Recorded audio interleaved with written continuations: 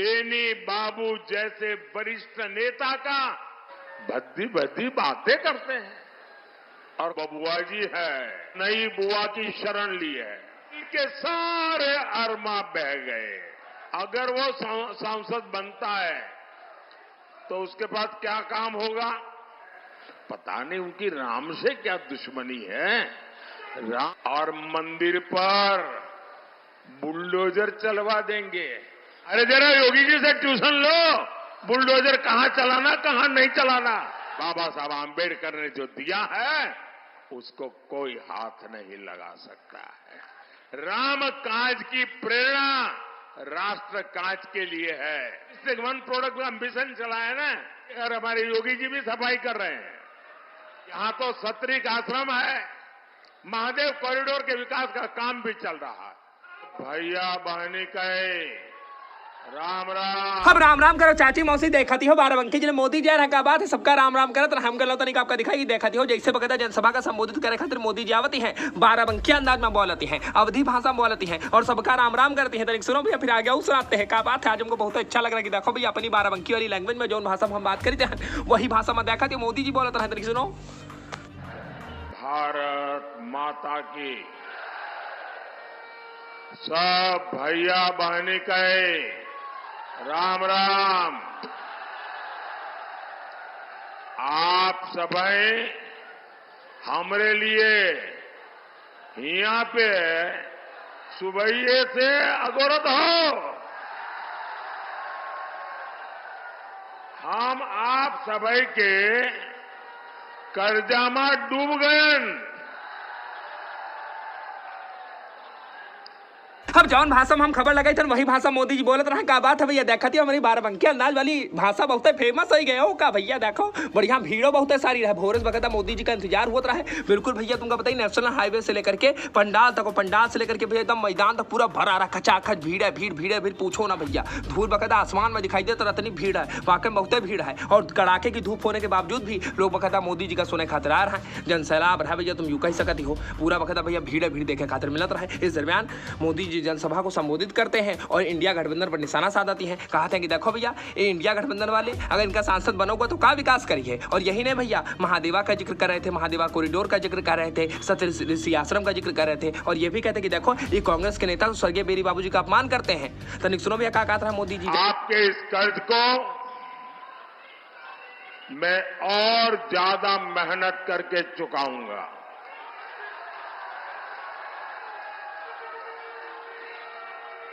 साथियों 4 जून बहुत दूर नहीं है। आज पूरा देश जानता है, पूरी दुनिया जानती है कि मोदी सरकार की हैट्रिक बनने जा रही है।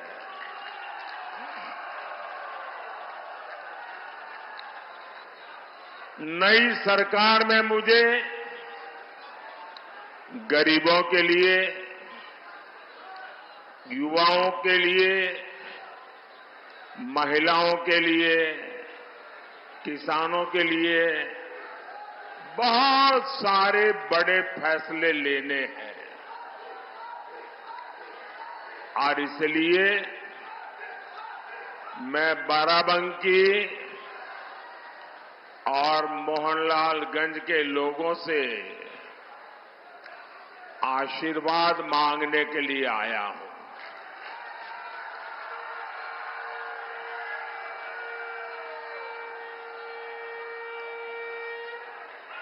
साथियों आज आपके एक तरफ देश हित के लिए समर्पित बीजेपी एनडीए इसका गठबंधन है और दूसरी तरफ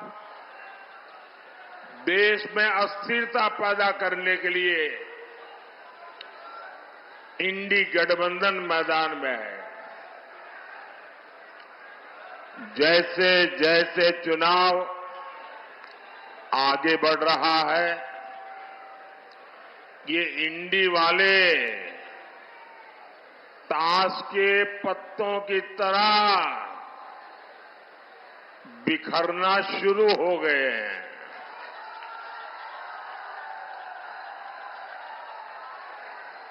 यहां जो बबुआजी है,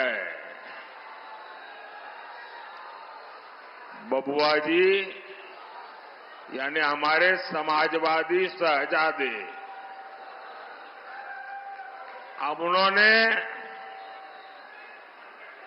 एक नई बुआ की शरण ली है।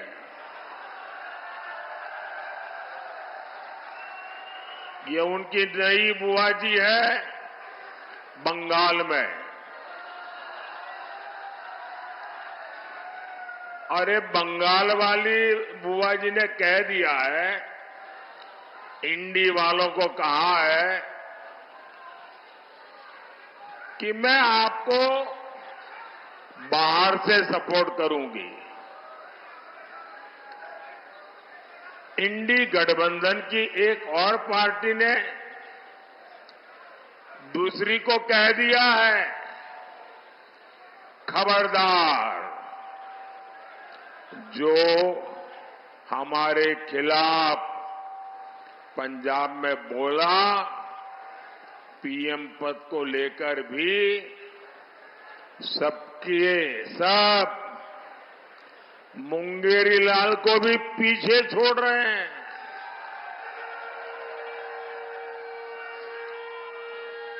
इनके सपनों की इंतहा देखिए। कांग्रेस के एक नेता ने कह दिया कि रायबरेली के लोग प्रधानमंत्री चुनेंगे। ये सुनते ही समाजवादी शहजादे का दिल ही टूट गया। बस आंसू नहीं निकले, लेकिन दिल के सारे अरमा बह गए।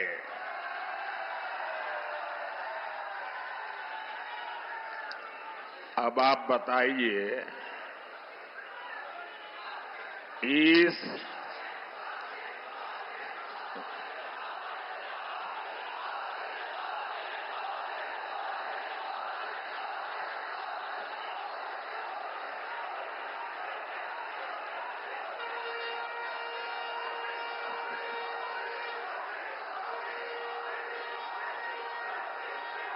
आप सब लोग इतने तेज तरार है कि सारी बात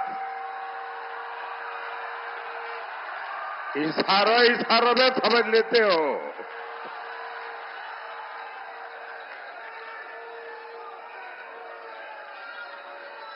अब आप बताइए, इस उटपटांग खिचड़ी को आप लोग वोट देकर अपना वोट बर्बाद करोगे क्या? कोई भी अपना वोट बर्बाद करना चाहेगा क्या? अच्छा होगा यहां बाराबंकी में, मोहनलालगंज में भाजपा का सांसद हो। भाजपा सांसद आपके लिए दिल्ली से और लखनऊ से ज्यादा योजनाएं लेकर आएंगे। भाजपा सांसद यहां के विकास के लिए ज्यादा काम करेंगे। और ये इंडी गठबंधन वाले, अगर वो सांसद बनता है तो उसके पास क्या काम होगा? उसकी पार्टी उसको क्या काम देगी? उसका यही एक मापदंड होगा कि तुमने मोदी को एक दिन में कितनी गालियां दी, तुमने मोदी को कितनी बड़ी गाली दी? क्या तुम्हारी गाली में कोई ताकत थी क्या ताकि मोदी परेशान हो जाए? अगर आपने इंडी गठबंधन के सांसद को चुना तो उसको यही काम होगा, सुबह उठो मोदी को गाली दो, दोपहर में 2 गाली दो, शाम को 4 से और डाल दो और फिर सो जाओ। आप मुझे बताइए भाई, आपको अपने घर में अगर किसी सहायक की जरूरत पड़ती हो, आपके दुकान में, आपके व्यापार में, तो आप उसको लेंगे और कहेंगे भाई ये 10 काम करने हैं तुमको, तुम्हें इतना तनख्वाह मिलेगा, मेरे ये काम तुझे पूरे करने हैं। कोई ऐसा आदमी रखेगा कि भाई तुमको मेरी दुकान के बाहर खड़े रहना है और सामने वाले को बस गाली देते रहना है? इसके लिए कोई तनख्वाह देगा क्या? इसके लिए कोई किसी को रखेगा क्या? कोई समझदार आदमी ऐसा करेगा क्या? क्या गाली देने के लिए हम किसी को रखते हैं क्या? तो गाली देने वालों की जरूरत क्या है भाई? आपको तो काम करने वाले सांसद चाहिए, आपका भला करने वाले सांसद चाहिए। 5 साल मोदी को गाली देने वाले नहीं, क्षेत्र का विकास करने वाले सांसद चाहिए। और इसके लिए आपके पास एक ही विकल्प है, ओनली कमल।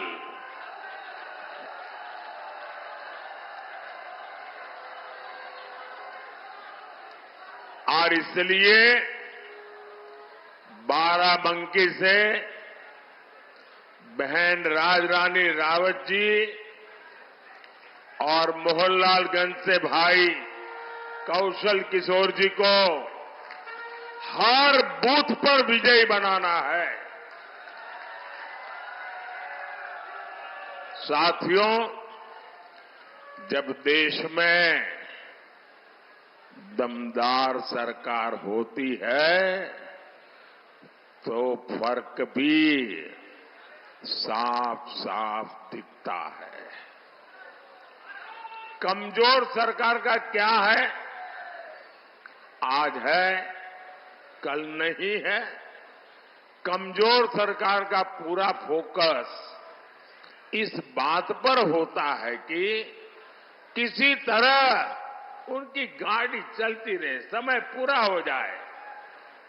आप मुझे बताइए, यहां नौजवान भी है, किसान भी है, तो बड़ी आसानी से समझ जाएंगे। आप मुझे बताइए, 100 सीसी के इंजन से, 100 सीसी के इंजन से आप 1000 सीसी की रफ्तार ले सकते हैं क्या? ले सकते हैं क्या? आपको विकास की तेज रफ्तार चाहिए तो वो सिर्फ दमदार सरकार ही दे सकती है, बीजेपी सरकार ही दे सकती है। साथियों, भाजपा की दमदार सरकार का मतलब क्या होता है, ये हमारा अवध बेहतर जानता है, उससे भला अच्छा और कौन जान सकता है। यहां बाराबंकी से लोग राम नाम वाली ईंट लेकर अयोध्या के लिए पैदल निकले थे।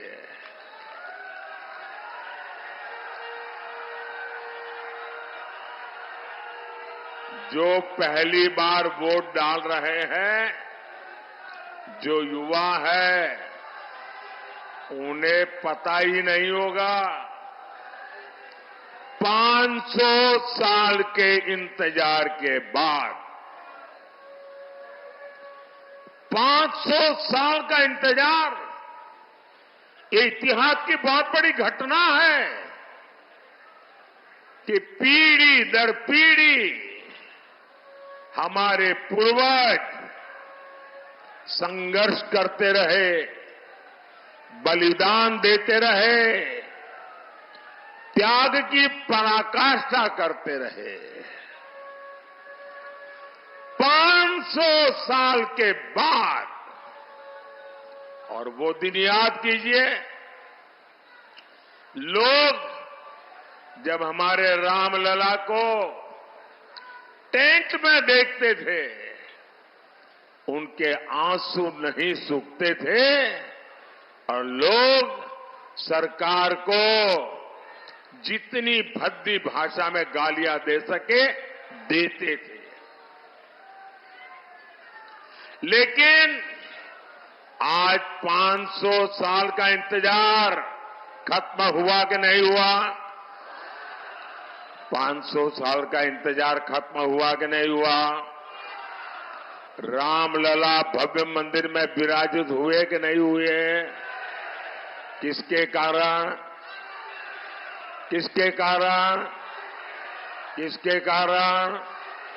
किसके कारण? अरे भाई, मोदी मोदी मत करो, ये तो आपके एक वोट के कारण हुआ है। ये आपके वोट की ताकत है जिसने एक दमदार सरकार बनाई, एक मजबूत सरकार बनाई और आपका 500 साल का इंतजार समाप्त हुआ।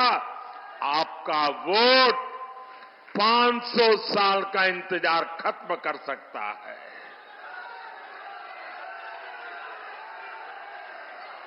और इसलिए भाइयों बहनों,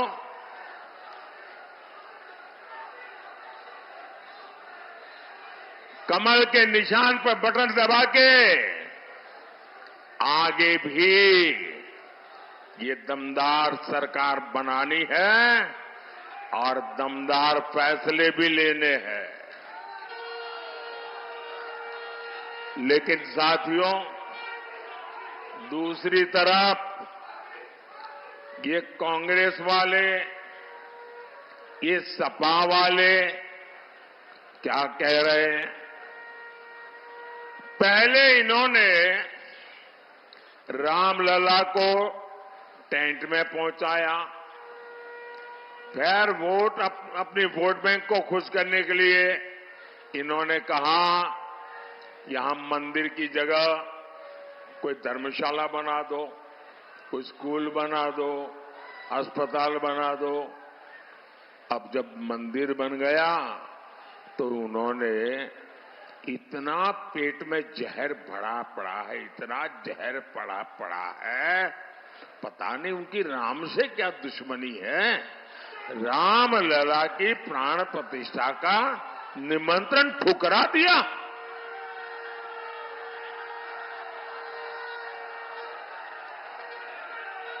अब यहां सपा के बड़े नेता यहां तक कहते हैं, और वो भी रामनवमी के दिन कहते हैं, ये राम मंदिर को बेकार बताते हैं, भद्दी भद्दी बातें करते हैं।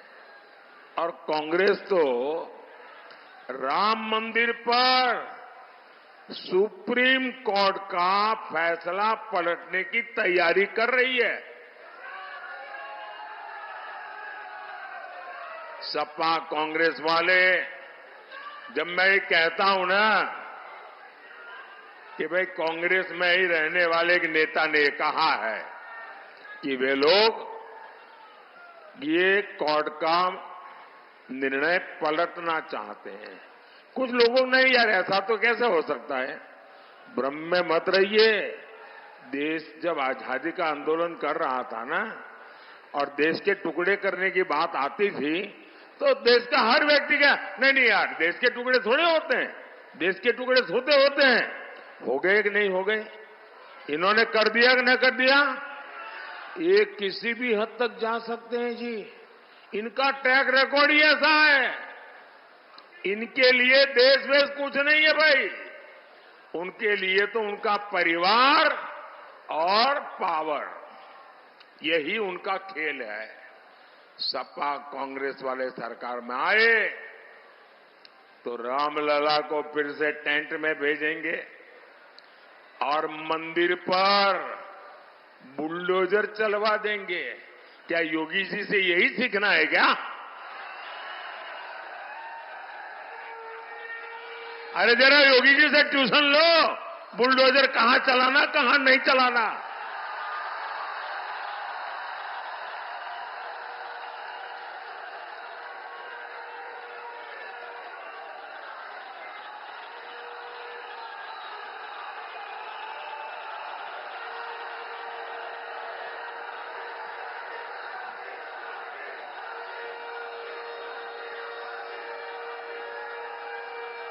साथियों, ये चुनावी सभा के लिए मैं कहने के लिए नहीं आया हूं। मुझे चिंता है क्योंकि उनका ट्रैक रिकॉर्ड ऐसा है।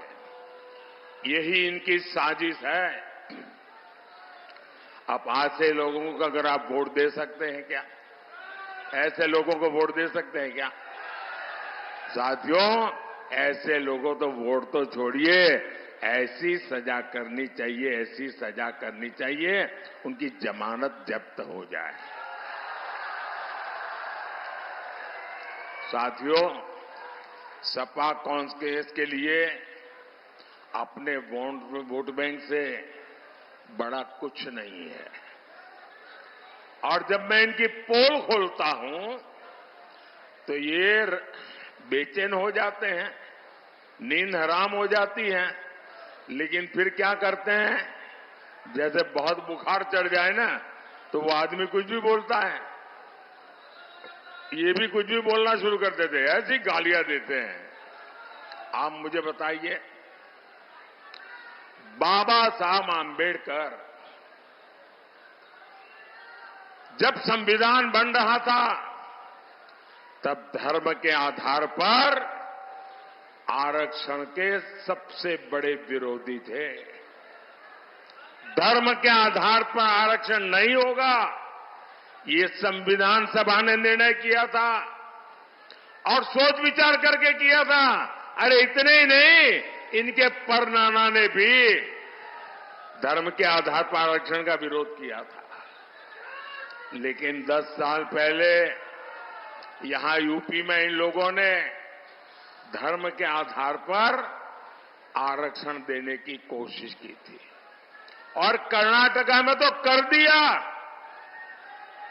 कर्नाटका को उन्होंने अपनी लेबोरेटरी बनाया है। इन्होंने कर्नाटका में क्या किया, जितने मुसलमान थे उन सब मुसलमानों को रातों रात ओबीसी बना दिया, थप्पा मार दिया, कागज निकाल दिया। अब जो ओबीसी को आरक्षण मिला था उसमें से बहुत बड़ा हिस्सा ये लूट करके चले गए और लोग वहां हाथ घिसते रह गए। क्या यहां आपका आरक्षण कोई लूट जाए आपको मंजूर है क्या? क्या आरक्षण लूटने देंगे क्या? क्या ओबीसी का हक छीनने देंगे क्या? क्या एससी का हक छीनने देंगे क्या? एसटी का हक छीनने देंगे क्या? अरे बाबा साहब आंबेडकर ने जो दिया है उसको कोई हाथ नहीं लगा सकता है। और बिहार के इनके चारा घोटाले के जो चैंपियन है ना, अदालत ने जिनको सजा फरमाई है, अभी जेल से तबीयत के बहाने बाहर घूम रहे हैं, वो तो यहां तक कह रहे हैं कि पूरा का पूरा आरक्षण अब मुसलमान को मिलना चाहिए। अब मुझे बताइए, इसका मतलब दलित, आदिवासी, पिछड़े, ओबीसी, इनके पास कुछ बचेगा ही नहीं भाई। मैं आपकी रक्षा करने के लिए, आपके अधिकारों की रक्षा करने के लिए 400 पार मांगता हूं आपसे।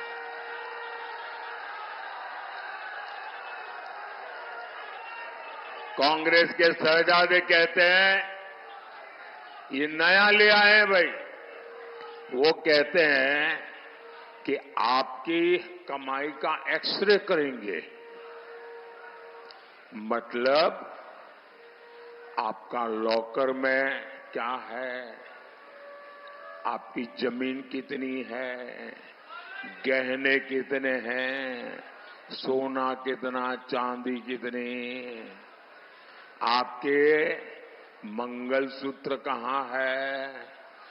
वो लूट चलाना चाहते हैं। वो क्या कहते हैं कि आपके पास जो है आपसे लेकर के जिसके पास नहीं है उसको दे दिया जाएगा। मतलब जो वोट जिहाद करेगा उनको दिया जाएगा। भाइयों बहनों, ये इनका ट्रैक रिकॉर्ड है।